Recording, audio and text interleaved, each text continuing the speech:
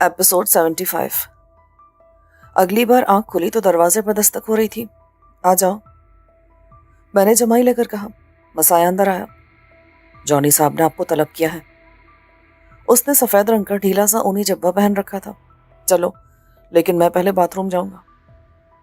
Bathroom से फारिग होकर मैं मसाया के हमरा उस इमारत की मुख्तलिफ राहदारियों से गुजरता एक कुशादा हॉल नुमा कमरे में पहुंचा, जहां जॉन ग्रे एक बूढ़े पादरी के हमरा मौजूद था।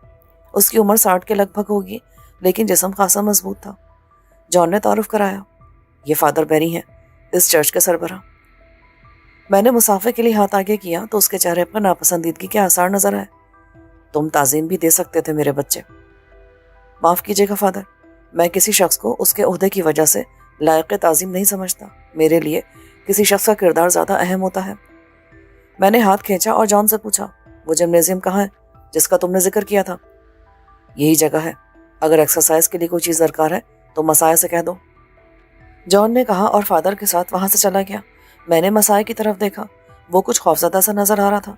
मेरे पास आकर उसने धीमी आवाज में कहा, जनाब, आपने फादर बेरी को नाराज कर दिया है और ये अच्छी बात नहीं है। तुम फिक्र मत करो, मुझ पर कोई आसमानी अताब नाजिल नहीं होगा। ऐसा करो, अगर 5 केजी के डंबल है तो ले आओ। मैंने पंजों के बल उछलना शुरू कर दिया। मसाया चला गया। मैं फादर के बारे में सोचने लगा। वो शख्स मुझे पहले ही नजर में बुरा लगा था। ऐसा लग रहा था जैसे किसी जहरीले सांप ने इंसान का लबादा ओढ़ लिया हो। उसकी आंखों से सांप की सी सर्दमारी झलकती थी। मसाया डंबल ले आया। उस हॉल नुमा कमरे की एक तरफ खिड़कियां थी जिन पर ब्लाइंडर्स पड़े थे। मसाया मुझसे 15 मिनट का कहकर चला गया। एक एक्सरसाइज से फारिग होकर मैं सांस दुरुस्त करते हुए गैर इरादी तौर पर खिड़की की तरफ चला आया। ब्लाइंडर सरकाया तो उसके अकब में मुझे ईसाइयों का कब्रिस्तान नजर आया। कब्रों पर सलीबें लगी थी। अचानक मुझे एक कब्र के आगे मसाया नजर आया। वो सर झुकाए बैठा था। चंद लम्हे वो इसी तरह बैठा रहा। फिर उसने कब्र के ऊपर उंगली से दायरा सा बनाया। 3 बार उंगली दायरे में घुमाकर उसने सर उठाया, आसमान की तरफ देखा और कब्र के पास से उठ गया। वो इमारत की तरफ आ रहा था। मैं वापस आकर फिर एक्सरसाइज करने लगा। बज़ाहिर ये आम सी बात थी, लेकिन ना जाने क्यों मेरा जहन अटक कर रह गया। मसाया किसकी कब्र पर गया था और उसने वो दायरा बनाने वाली हरकत क्यों की थी? क्योंकि मेरे इल्म में कोई ऐसा रिवाज नहीं था कि ईसाई अपने लोगों की कब्रों पर इस तरह उंगली से दायरे बनाते हैं। मसाया अंदर आकर चुपचाप एक तरफ बैठ गया। उसके चेहरे पर गम आलूद से तासुरात थे। मैं एक्सरसाइज मुकम्मल करके उसके पास फर्श पर बैठ गया। मसाया, तुम अभी कब्रिस्तान में किसकी कब्र के सामने बैठे थे? मेरे सवाल पर वो चौंका। आपको कैसे पता चला जनाब? इत्तेफाक से मैंने इस खिड़की से देख लिया था। वो कब्र मेरी बहन की है। चंद महीने पहले नामालूम दरिंदे ने उसे कच्ची कली की तरह मसल कर मौत के घाट उतार दिया था। वो दुखी लहजे में बोला, ओह, मुझे अफसोस हुआ सुनकर। क्या उसके कातिल को तलाश नहीं किया गया? मैं उसकी तलाश में हूं जनाब। मरते दम तक उसे ढूंढता रहूंगा। तुम्हें अपनी बहन से बहुत मोहब्बत थी? वो मेरी एक ही बहन थी। बाप के मरने के बाद मैंने उसे पाला था। माँ उसे जन्म देते हुए मर गई थी। वो मुझसे 10 साल छोटी थी। 10 साल यानी 12-13 साल की? 14 की। मैं 24 का हूं जनाब। कत्ल कहाँ हुआ था उसका? वो मरने से पहले गायब हो गई थी। संडे की चर्च सर्विस के बाद जब गांव की औरतें वापस आईं तो वो उनमें नहीं थी। वो समझी कि नेताली यानी मेरी बहन वो मेरे पास चर्च में रुक गई है और मैं समझा कि वो औरतों के साथ जा चुकी है। दोपहर के वक्त मेरा एक पड़ोसी इत्तेफाक से इधर आया तो मैंने उससे नेताली के बारे में पूछा। उसने बताया कि नेताली तो सर्विस के बाद गाँव पहुंची नहीं। ये सुनकर मैं घबरा गया। अगर नेताली गाँव नहीं पहुंची तो फिर कहाँ गई? मैंने पहले उसे चर्च और उसके आसपास तलाश किया। उसके बाद गांव के मर्दों के साथ टोलियां बनाकर उसे जंगल में तलाश करने लगा। हमारे इलाके में शेर चीते नहीं पाए जाते हैं, लेकिन कभी कभार कोई शेर या चीता इस तरफ आन निकलता है। मगर निताली का जंगल में भी कोई सुराग नहीं मिला। तो उसकी लाश मिली कहाँ से थी? चर्च के कब्रिस्तान से कुछ फासले पर एक दरख्त तले से। मगर उसे कातिल या कातिलों ने वहां डाला था। उसे मारा और मारने से पहले बेआबरू कहीं और किया गया था। उसकी लाश पर इतने जख्म थे कि शायद कोई दरिंदा भी इतने जख्म नहीं लगा सकता था। उसे हर तरह से अजियत दी गई थी। मैं लाश देखकर पागल हो गया। अगर लोग मुझे काबू में न करते तो शायद मैं दरख्तों से सर टकरा टकरा कर मर जाता। मसाया, मुझे बेहद अफसोस है और मेरी दिली ख्वाहिश है कि वो कातिल मिल जाए। वो मिलेगा। मसाया ने यकीन से कहा, मैंने देवता से नजर मानी है, अपनी जान की नजर। देवता एक बार मुझे मेरी बहन के कातिल तक पहुंचा दे, उसके बाद वो मेरी जान भी मांगे तो मैं खुशी खुशी दे दूंगा। दोस्त, जिंदगी इतनी अर्जा नहीं होती कि किसी के मांगने पर दे दी जाए। मैंने उसके शाने पर हाथ रखा। तुम कातिल की जान लेने का अज़्म रखो, अपनी जान देने का नहीं। उसका तो मैं एक एक रेशा अपने दांतों से उधेड़ दूंगा। एक बात बताओ, ये फादर बैरी जो बदरुओं से निजात दिलाता है, क्या कातिल के मामले में तुम्हारी रहनुमाई नहीं कर सकता? मैंने चुपते हुए लहजे में कहा। मैंने कहा था फादर से, लेकिन उन्होंने इनकार कर दिया। यसू ने जो सलाहियतें उन्हें दी हैं वो उसे किसी को नुकसान पहुंचाने के लिए इस्तेमाल नहीं कर सकते, चाहे वो निताली जैसी मासूम और कमसिन लड़की का कातिल ही क्यों ना हो। मसाया सपाट लहजे में बोला, लेकिन उसकी तह में हल्की सी तलखी महसूस की जा सकती थी। मैं अच्छी तरह समझ रहा था, फादर बैरी बदरूहों के नाम पर उन मासूम लोगों को उल्लू बना रहा था। यहाँ पर जॉन ग्रे के ऑर्गेनाइजेशन के कैदी लाए जाते थे और उन्हें कैद में रखा जाता था। गालिबन मसाए को उनसे मिलने की इजाज़त नहीं थी। मसाया ने तस्दीक की कि मैं पहला शख्स था जिसके पास आने और उससे बात करने की मसाया को इजाज़त मिली थी। जॉन को एतमाद था कि मैं मसाया को असल हकीकत से आगाह नहीं करूँगा। यहाँ फादर के अलावा और लोग भी हैं? हाँ, 8 सफ़ेद फार्म हैं और मुसल्ला रहते हैं। बकौल फादर वो चर्च के मुहाफिज हैं, ताकि सयाफाम गोरीले इस जगह हमला ना कर सके। चर्च और कब्रिस्तान के गिर्द बहुत बड़े अहाते को खारदार तारे लगाकर बंद कर दिया गया है। मुहाफिजों का मकसद सयाफाम गोरीलों से निमटना नहीं, बल्कि उस जगह कैदी बनाकर लाए जाने वाले अफराद की निगरानी करना और उन्हें फरार से रोकना था।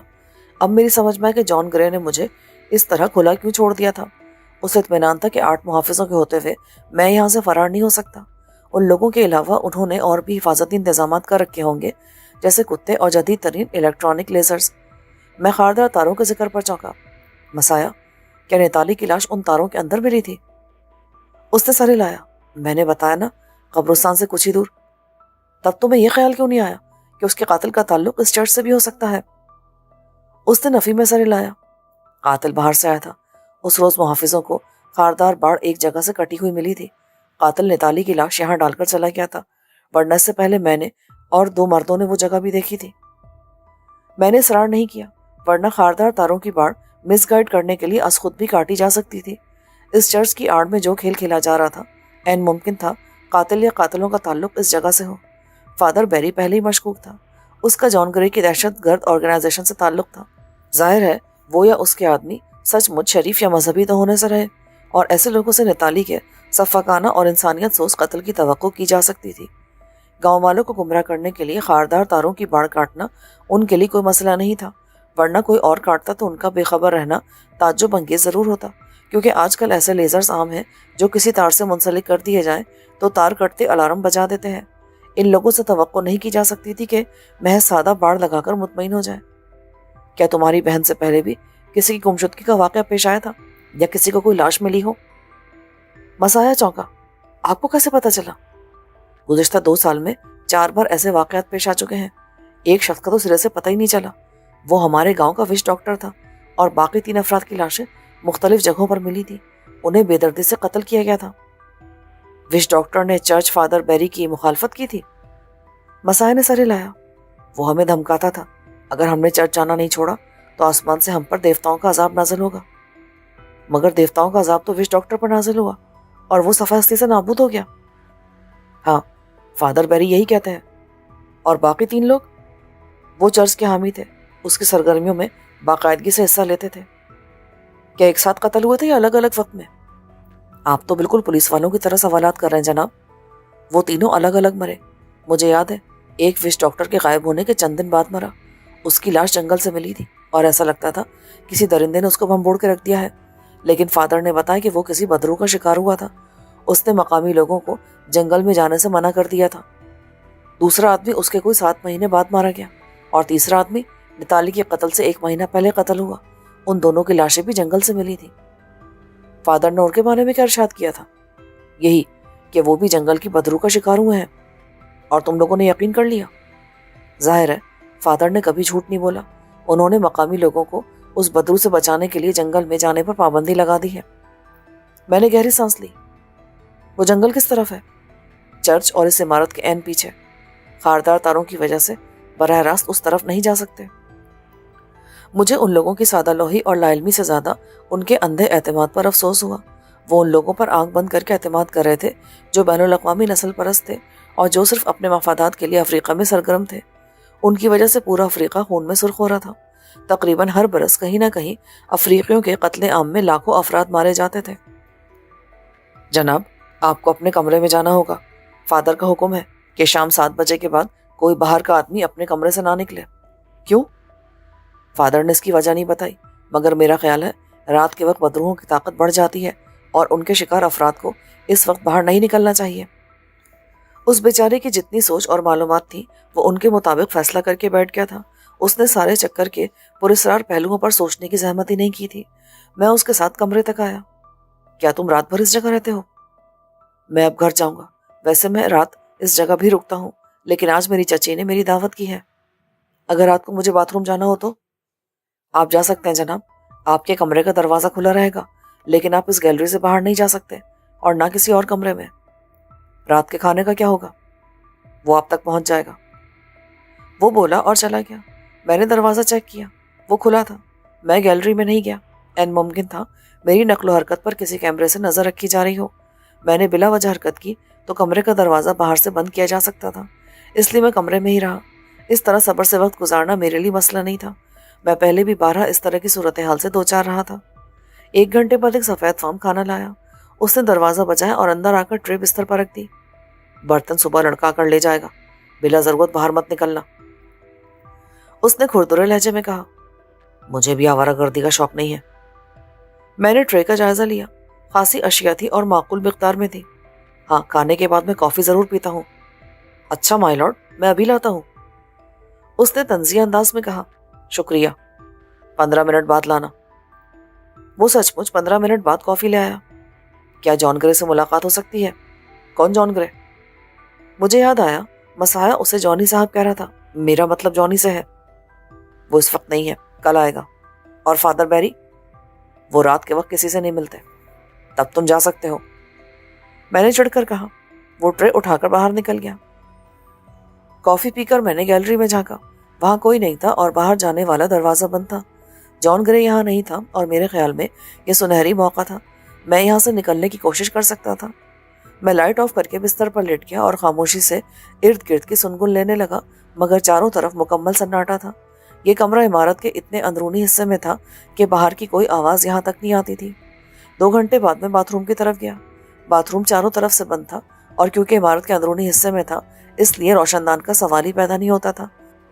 البتہ خراب ہوا کے اخراج کے لیے ایک پائپ تھا جو اوپری حصے میں تھا۔ اپنی مطلوبہ چیز مجھے کمرے سے مل گئی۔ یہ نرم دھاتی تار کا ایک چھوٹا سا ٹکڑا تھا جسے میں نے گول مول کر کے لچے کی صورت دے دی تھی۔ باتھ روم کا دروازہ ذرا سا کھلا چھوڑ کر میں نے اپنی قمیض اتاری اور باتھ روم کا بلب اتار لیا۔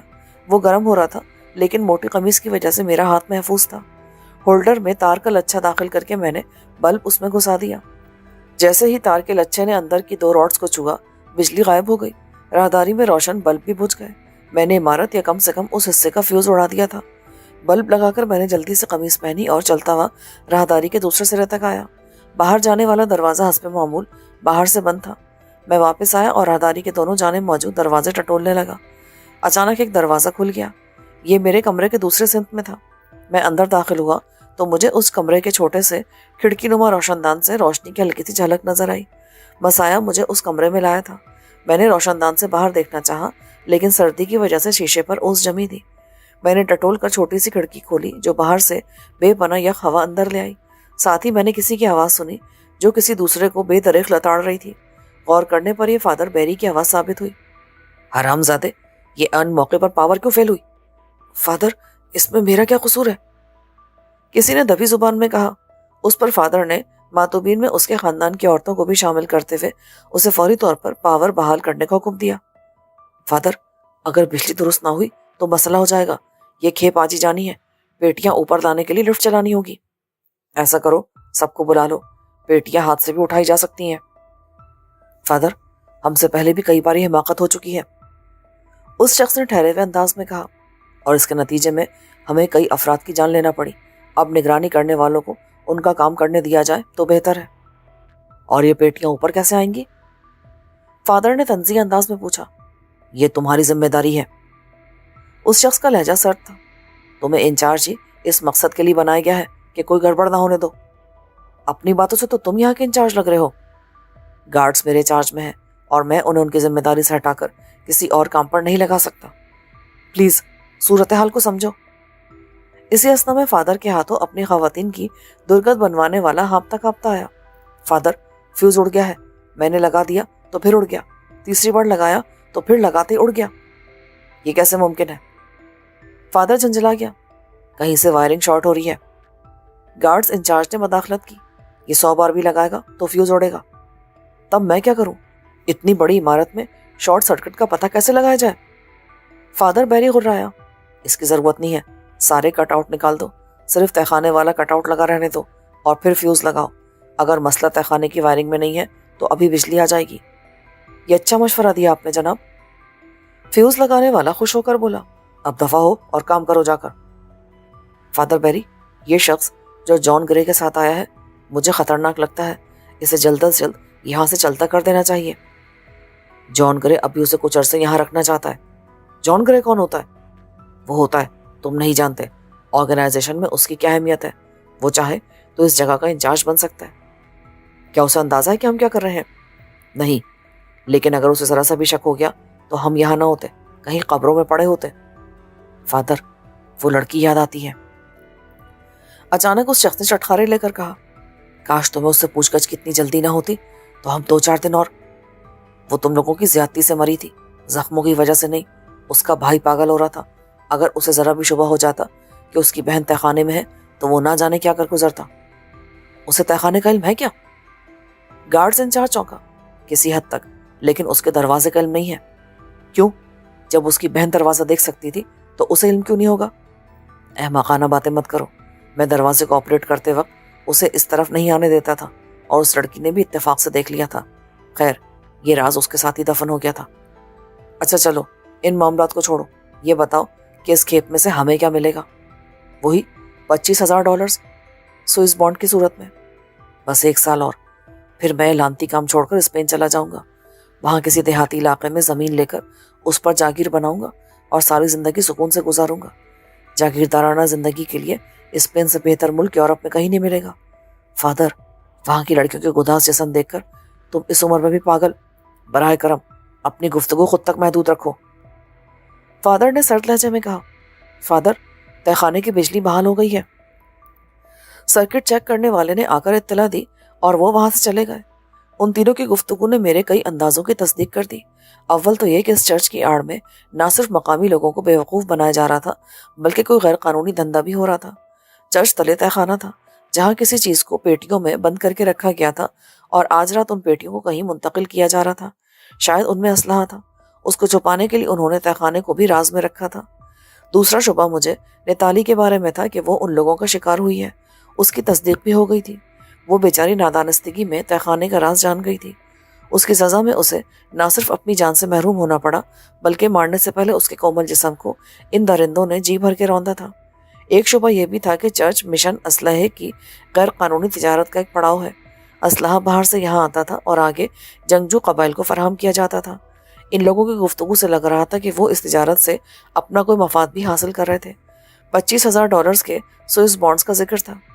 कुछ देर बाद मैंने एक ट्रक को जंगल की तरफ आते देखा और वो चर्च की इमारत की तरफ चला गया। आवाज़ों से लग रहा था कि उस पर पेटियां बाहर की जा रही हैं। 1 घंटे बाद ट्रक वापस चला गया। उस तरफ भी कोई खुफिया रास्ता था, क्योंकि मसाह ने बताया था कि अकबी जंगल की तरफ खारदार तारों में जाने का कोई रास्ता नहीं है। इतना बड़ा ट्रक बगैर रास्ते के किस तरह आ सकता था? ट्रक के जाते ही मैं तेजी से वापस बाथरूम पहुंचा और बल्ब निकालकर होल्डर से तार का लच्छा निकाल लिया। बल्ब दोबारा होल्डर में लगाकर मैं वापस अपने कमरे में आ गया। चंद मिनट बाद लाइट आई तो मैं बाजार सो रहा था। उन्होंने कटआउट लगाकर चेक करना शुरू कर दिया था कि फ्यूज किस हिस्से में खराबी की वजह से उड़ रहा था। अगर मेरे कमरे वाले हिस्से का कटआउट लगाने से फ्यूज उड़ता तो मुझ पर भी शुबा किया जा सकता था। मैंने बर वक्त होल्डर से तार का लच्छा निकाल लिया था। तुम कहाँ गए थे कल? मैंने जॉन ग्रे से पूछा। वो नाश्ते के फौरन बाद आया था। तुम्हें कैसे पता चला? कल रात खाना लाने वाले आदमी ने बताया था। सुनो, मैं तुमसे बात करना चाहता हूँ। कैसी बात? यहाँ नहीं, किसी खुली जगह पर चलो जहाँ कोई हमारी बात ना सुन सके। जॉन सोच में पड़ गया, फिर उसने गहरी सांस ली। ओके, आओ मेरे साथ। हम दोनों उस हॉल नुमा कमरे तक पहुंचे। वहाँ फादर बैरी और एक मुसल्ला शख्स मौजूद थे। उनके अंदाज से लगा जैसे वो हमारे इंतजार कर रहे थे। इसे कहाँ ले जा रहे हो जॉनी? फादर, मैं इसे जरा बाहर ले जा रहा हूँ। मुसल्लह शख्स ने नफी की। कोई कैदी सिर्फ इस सूरत में इस इमारत से बाहर जा सकता है जब उसे यहाँ से ले जाया जा रहा हो, वरना नहीं। मैंने उसे आवाज से पहचाना। वो गार्ड्स इंचार्ज था। जॉन गुर्राया, तुम मुझसे कह रहे हो सब? जॉनी, गुस्सा मत करो, ये रूल का मामला है, फादर बैरी ने कहा, और मैंने सोचा कि अब इस शख्स को सेल में भेज दिया जाए, ये खतरनाक है।